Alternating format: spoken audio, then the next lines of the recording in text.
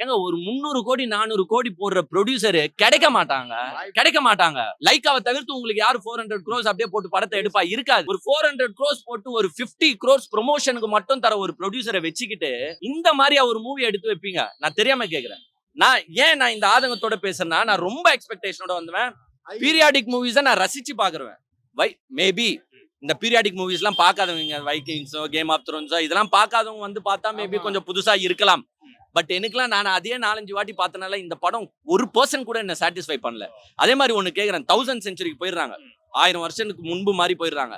1000 வருஷத்துக்கு முன்புலாம் எவங்க அக்கா பாசம், தங்கச்சி பாசம், தம்பி பாசம் பார்த்து சுத்துவேன். பார்த்தா ஒருத்தனை வெட்டிக்கின்னு செத்து போறதுதான் அந்த காலம். கரெக்டா? அப்பெல்லாம் மனிதாபிமானமே ஒண்ணு கிடையாது.